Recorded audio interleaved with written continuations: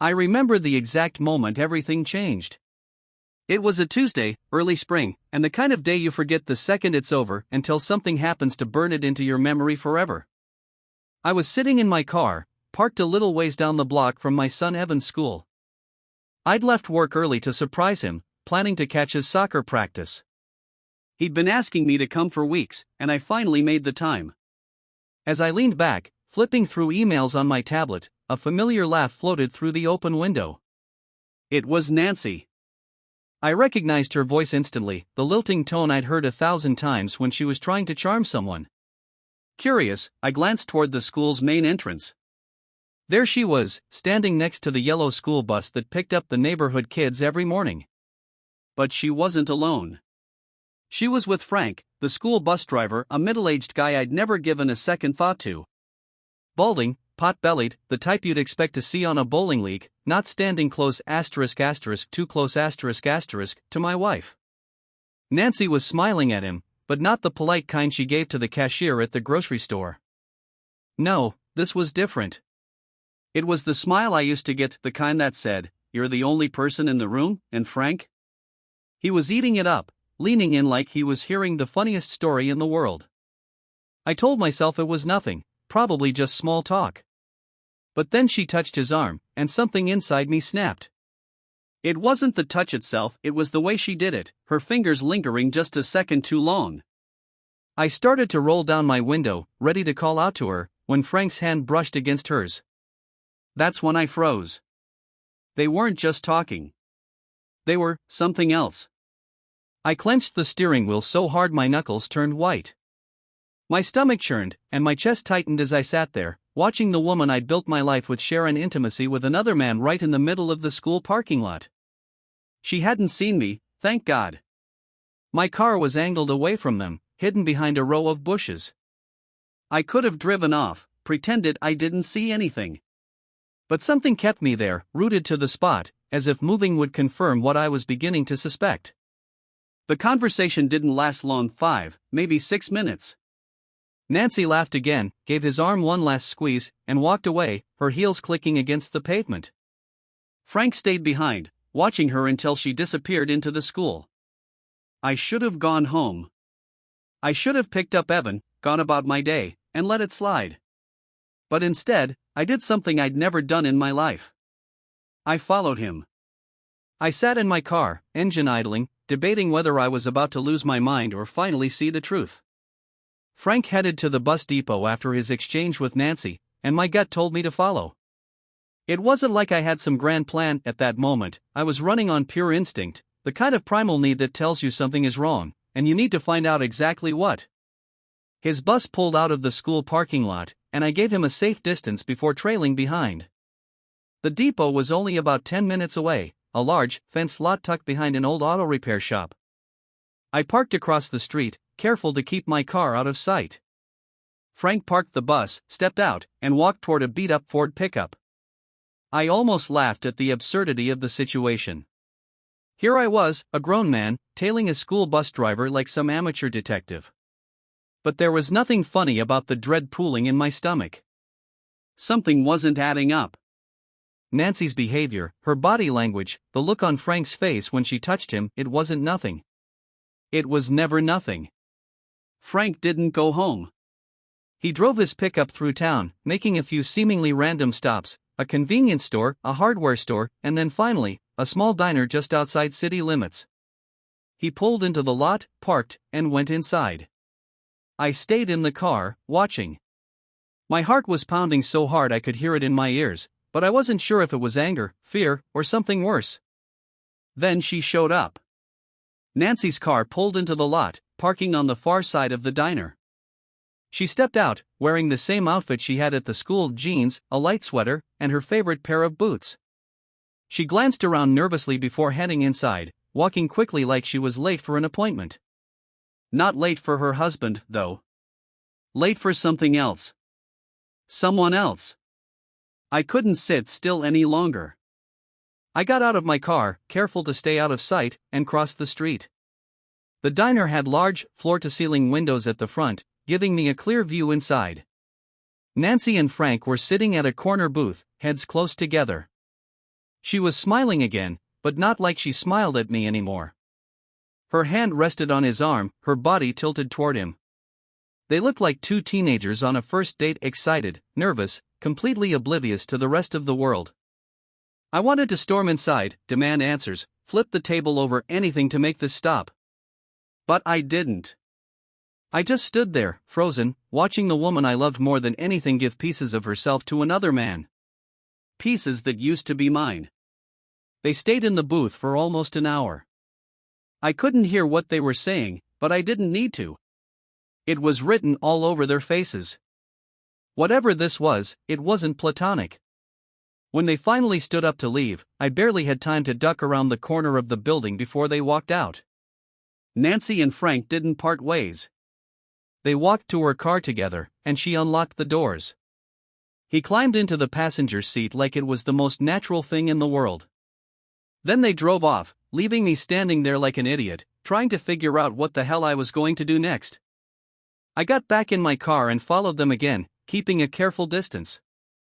This time, they drove to a motel. A cheap, rundown place just off the highway with a neon vacancy sign that flickered like it was barely hanging on to life. They pulled into a space at the back, out of sight from the road, and Nancy got out to check in while Frank stayed in the car. I sat there, watching her walk into the office, wondering how many times this had happened. How long had this been going on? Was it new, or had I just been blind to it for months? Years? The thought made my stomach churn. When Nancy came back out with a key, I felt something inside me crack. She handed it to Frank, and they both went into the room without so much as a glance behind them. The door shut, and with it, the life I thought I had. I stayed in the car, staring at that door for what felt like an eternity. Part of me wanted to barge in, drag Frank out by his collar, and make Nancy explain herself right there and then. But another part of me knew I wasn't ready for that. Not yet. I needed more. More proof, more time to process what I was seeing. I reached for my phone and snapped a picture of their car in front of the motel. Then I got out and walked up to the office. The guy behind the counter barely looked up from his magazine when I stepped inside. "Need a room?" he asked, disinterested. "Actually, I was wondering if you saw a couple check in just now." "A woman and a guy?" He looked me over, raising an eyebrow. "Why do you care?" "They're friends of mine," I lied, forcing a smile. "I was supposed to meet them here, but I'm not sure which room they're in." The guy shrugged. "Room 12. Checked in under her name, Nancy." Her name, she hadn't even bothered trying to hide it. I thanked him and walked back to my car, hands shaking as I gripped the steering wheel. My mind was racing, thoughts colliding with each other so fast I could barely keep up. Nancy and Frank were in room 12. Together. There was no mistaking what this was. No excuses, no misunderstandings. My wife was having an affair, and I just caught her in the act. By the time I got home that night, my head was a storm of emotions. Anger, disbelief, betrayal, they all fought for space in my mind, but one thing was clear: Nancy and I were going to have this out. I wasn't going to let this simmer or fester. The longer I waited, the more this poison would seep into my veins. I needed to hear it from her, to look her in the eye and force her to explain herself. Nancy got home around 10:30 that evening, later than she'd told me to expect. I was sitting in the living room when I heard her car pull into the driveway. She came in with the same casual demeanor I'd seen 1,000 times, kicking off her boots by the door, dropping her purse on the counter, but I couldn't help but notice the way her eyes flicked toward me, gauging my mood. Did she know? Could she sense that something had changed? "Hey," she said lightly, her tone far too casual. "How was your day?" I didn't answer. I just stared at her, the weight of everything I'd seen bearing down on me like a physical force. She tilted her head, confused by my silence. "Daniel? You okay? Where were you?" I asked, my voice sharper than I intended. She blinked, caught off guard. "I told you. PTA meeting, and then I stopped by the store to grab some things." "Why?" I stood up, my hands clenched into fists at my sides. Don't lie to me, Nancy." I followed you. Her face drained of color. For a split second, I saw genuine fear in her eyes, but she quickly masked it with indignation. You what? You followed me? Her voice rose, more outraged than defensive. Yes, I followed you, I said, my voice steady but filled with barely restrained anger. From the school to the diner. From the diner to the motel. She froze, her mouth opening and closing like she couldn't decide which excuse to throw out first. You Daniel, what the hell is wrong with you? You're spying on me now? I'm spying on you? I shot back, my voice rising. You're the one sneaking around with the goddamn bus driver, Nancy. Her eyes widened, and for a moment, I thought she might deny it. But instead, she crossed her arms and stared at me defiantly. You had no right to follow me, she said, her voice cold. No right. No right? I repeated, my voice dripping with disbelief. I'm your husband.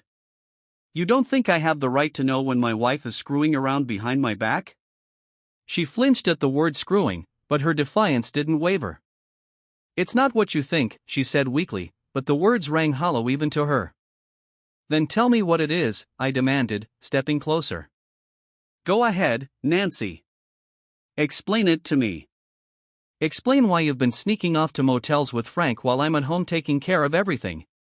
Her face crumpled, and for a moment, I thought she might start crying.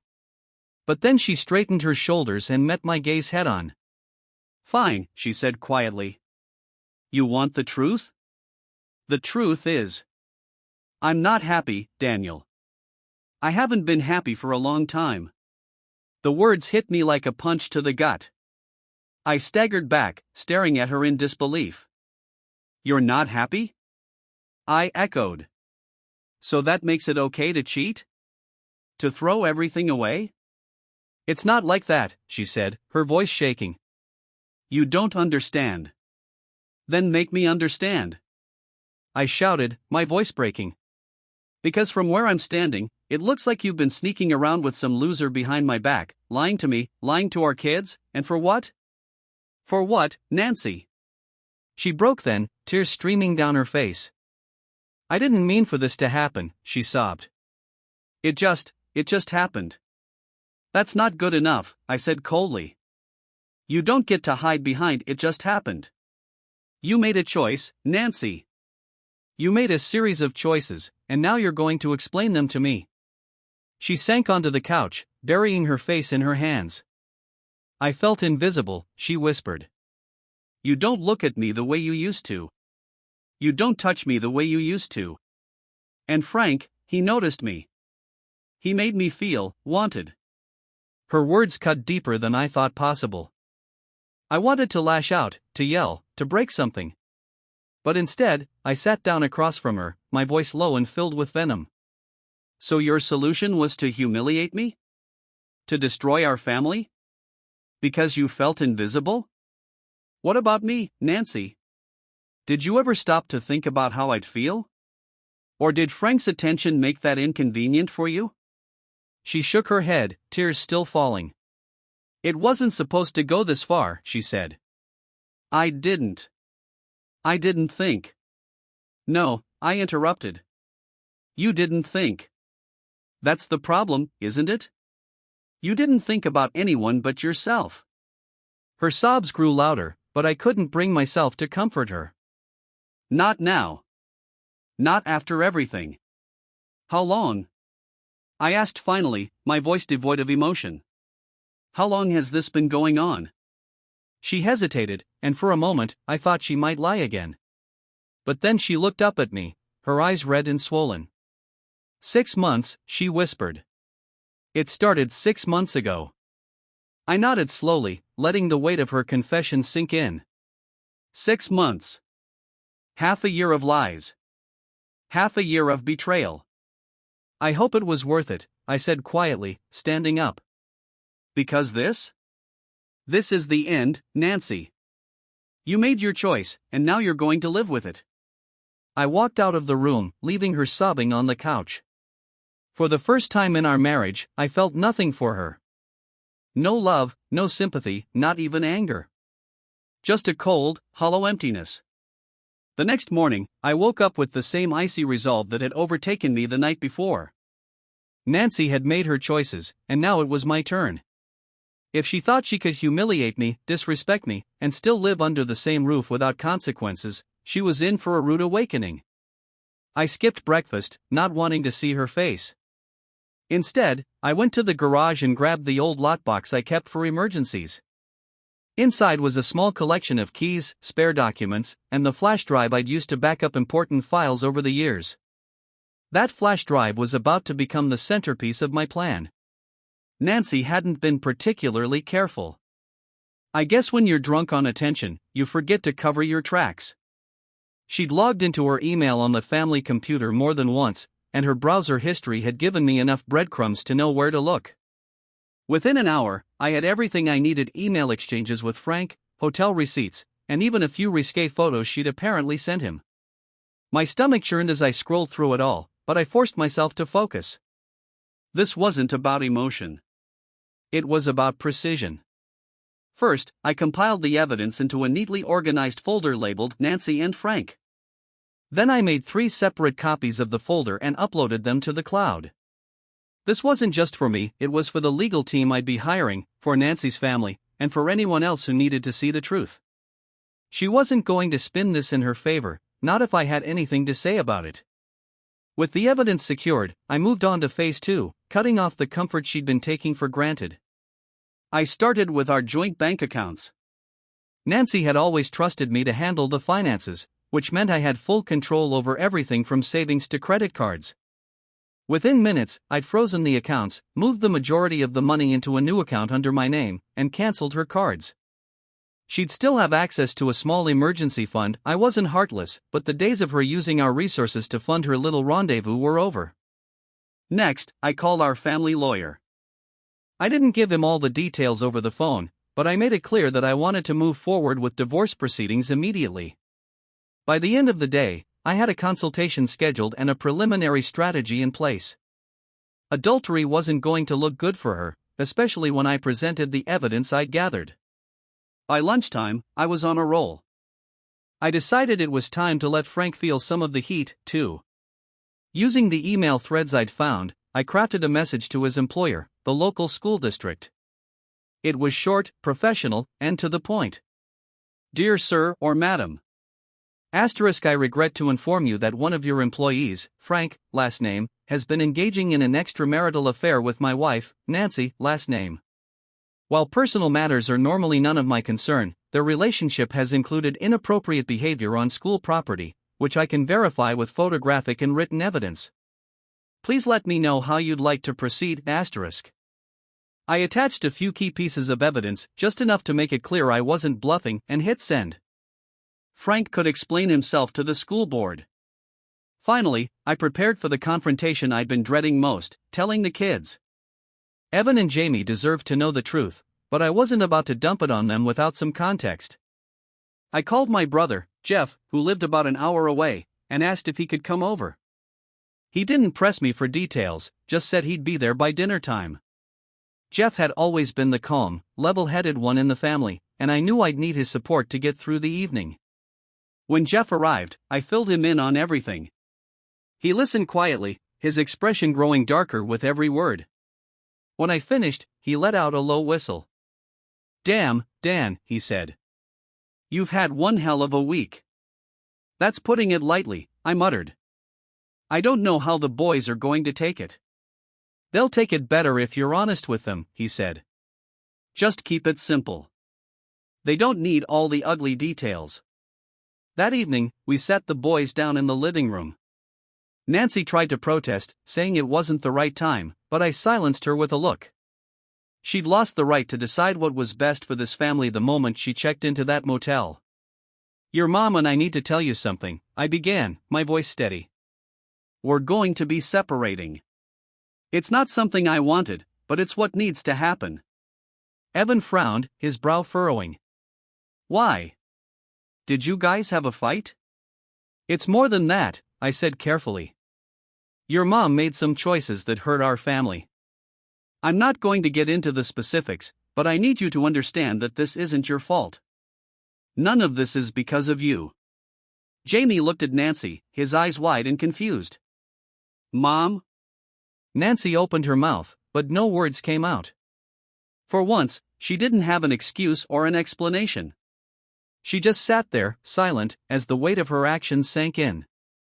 It's going to be hard, I continued. But we'll get through it. You'll still see both of us, and we'll do everything we can to make this as smooth as possible for you. Evan didn't say anything, but the look he gave Nancy was one I'd never forget. Disappointment. Betrayal. Hurt. All the things I'd been feeling since I first saw her with Frank, reflected in my son's eyes. When the boys finally went upstairs, Jeff stayed behind to help me clean up. Nancy retreated to the bedroom, probably to cry or sulk or both. I didn't care. For the first time in days, I felt like I had control again.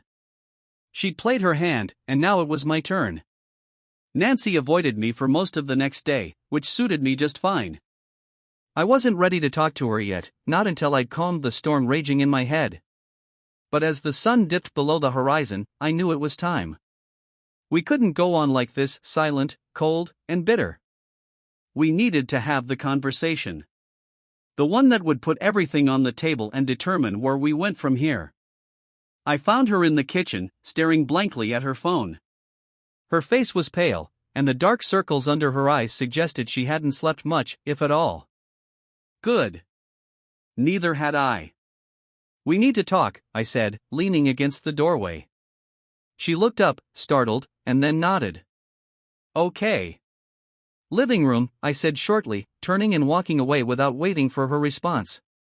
I didn't want this conversation to happen at the kitchen table, where so many of our family dinners had taken place. That space was sacred, and I refused to let her betrayal taint it. Nancy followed me into the living room and sat down on the couch. I took the armchair across from her, keeping a deliberate distance. For a moment, neither of us spoke. The silence was heavy, filled with everything we wanted to say but didn't know how to start. Finally, I broke it. I want you to explain, I said. My voice was calm, but there was no mistaking the edge beneath it. Everything. No more half-truths, no more excuses. I want the full story. She swallowed hard, her hands twisting in her lap. I already told you. No, I interrupted sharply. You told me bits and pieces. Enough to justify your actions in your head, but not enough for me to understand. So start from the beginning. Nancy hesitated, her gaze dropping to her hands. Then, with a deep breath, she began. It started last fall, she said quietly. At first, it was just talking. Frank was friendly, and he'd always ask how I was doing. I didn't think anything of it. But then. I don't know, Daniel. I was lonely. Lonely? I repeated, my tone incredulous. You're surrounded by people every day, friends, family, the boys, me. How the hell can you be lonely? She flinched but didn't look up. It's not about having people around. It's about how you feel. And I felt invisible. Like I wasn't enough anymore. My jaw tightened, but I forced myself to stay calm. So, what? Instead of talking to me, you decided to find someone who made you feel enough? Someone like Frank? It wasn't like that, she said, her voice rising defensively. I didn't plan this, Daniel. It just happened. There you go again, I said bitterly. Blaming it on some cosmic accident, like you didn't make a choice every step of the way. Nancy's face crumpled, and tears filled her eyes. I didn't want to hurt you, she whispered. I swear, I didn't. But you did, I said bluntly. And now you have to own it. For the next hour, she laid it all out. How their conversations turned into flirting, how she started looking forward to seeing him every morning, how one thing led to another.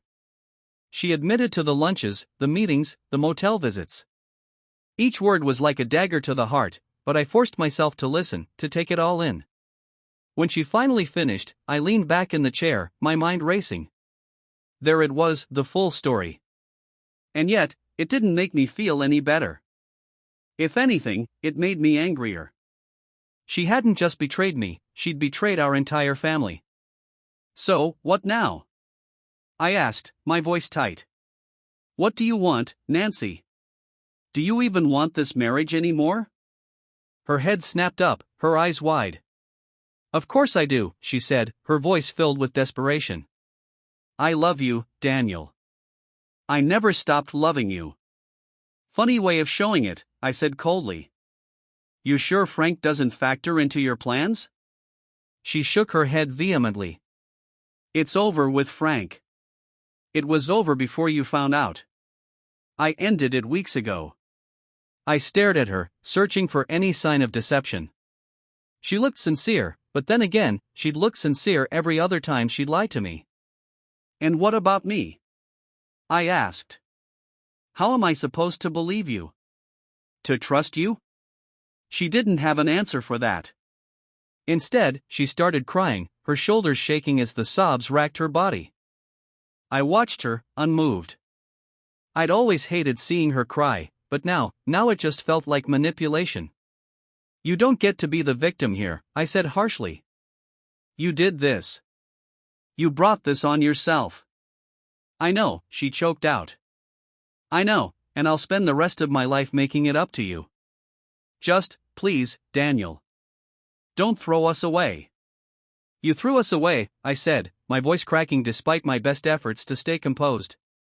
You made the decision to step outside this marriage. You don't get to beg me to fix it now. She looked at me, her eyes filled with despair. What do you want me to do?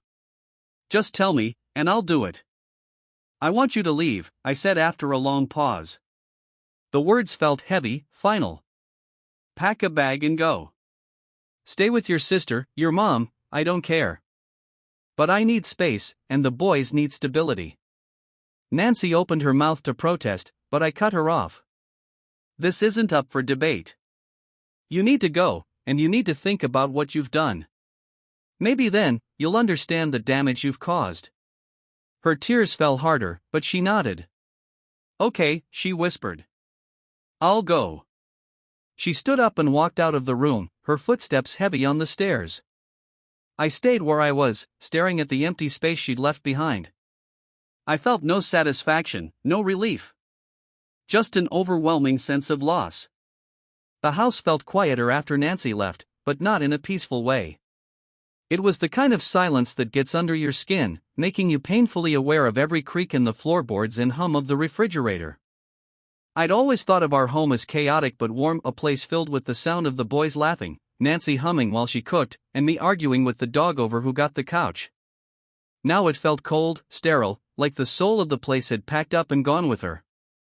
I spent the first few nights sleeping on the couch, though the bed upstairs was technically mine now. The boys asked questions, too many, too fast, but I stuck to my guns about not giving them the gritty details. I told them their mom had gone to her sister's for a while because we needed some time apart. Evan, ever perceptive, didn't buy it, but Jamie seemed content with the explanation. I hated lying to them, but I hated the idea of burdening them with the truth even more. The next few weeks were a blur of logistics and legal meetings. The lawyer I'd hired wasted no time filing the paperwork, citing infidelity as the primary reason for the divorce. Nancy didn't contest it. Maybe she knew she couldn't. Maybe she thought this was her way of taking responsibility. Either way, the process moved faster than I expected. Despite the whirlwind of legalities, I couldn't escape the emotional toll. Every piece of paper I signed, every meeting I attended, felt like another nail in the coffin of the life I thought I had. There were moments when I wondered if I was making a mistake. Should I have given her another chance? Should I have tried harder to forgive her for the sake of the boys? But every time those thoughts crept in, I remembered the look on her face as she walked into that motel room with Frank. That image was burned into my memory, and no amount of apologies or tears could erase it. Nancy called a few times, mostly to talk about the boys. I kept the conversations civil but distant.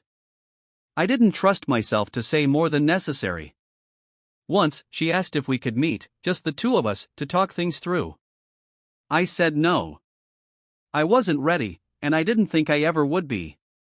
The wounds were too fresh, too deep. It wasn't until I sat down with Evan one evening that I realized just how much the situation was affecting the boys. He came into the living room while I was watching TV, hesitating in the doorway like he wasn't sure if he should interrupt. "What's up?" I asked, muting the show. He sat down on the armrest of the couch, fidgeting with the hem of his sweatshirt. "Dad, is this permanent?" The question caught me off guard. I didn't want to lie to him, but I also didn't want to hurt him more than he already had been. "What do you mean? Is she ever coming back?" His voice cracked slightly, and it felt like a punch to the gut. I leaned forward, resting my elbows on my knees. "Evan, your mom and we're not going to be together anymore. But that doesn't mean she's gone from your life. She loves you and Jamie more than anything, and she's still your mom. Nothing will ever change that." He nodded slowly, but the tears welling up in his eyes told me he wasn't convinced. "It's not the same," he whispered. "Nothing's the same." I pulled him into a hug, holding him tightly as he cried. "I know, buddy," I said softly. "I know it's not fair. But we're going to get through this. I promise." For the first time since everything had started, I allowed myself to grieve not just for the marriage, but for the family we'd been. It wasn't just Nancy's betrayal that had torn us apart, it was the ripple effect that had spread to everyone and everything I cared about. I'd been so focused on my own anger and pain that I hadn't fully grasped how much it was impacting Evan and Jamie. That night, after the boys went to bed, I sat down at the kitchen table with a notebook and a pen. I started writing out everything I wanted to say to Nancy, not to hurt her, but to finally let go of the weight I'd been carrying. I wrote about the love we'd shared, the life we'd built, and the choices she'd made that shattered it. I wrote about the pain, the anger, the betrayal, but also about the hope I still had for our boys and the life we'd build separately. When I was done, I didn't send it to her. I didn't need to. Writing it all down was enough. It was like releasing a pressure valve, letting out the emotions I'd been bottling up for weeks. The following weekend, Nancy came to pick up the boys for her first overnight visit. She looked nervous, like she wasn't sure how to act around me. I kept it brief, handing her their bags and reminding her about Evan's soccer game the next morning. She thanked me, her voice barely above a whisper, and then they were gone. As I stood in the doorway watching her car drive away, I felt a strange sense of closure. This was my life now, a life without Nancy, without the marriage I'd fought so hard to protect. It wasn't the life I'd chosen, but it was the one I had. And for the first time in weeks, I felt like I could move forward. In the months that followed, things slowly began to stabilize. The divorce was finalized, and Nancy and I established a co-parenting routine that worked for the boys. It wasn't easy, and there were plenty of awkward moments and heated arguments, but we made it work. For their sake, if nothing else.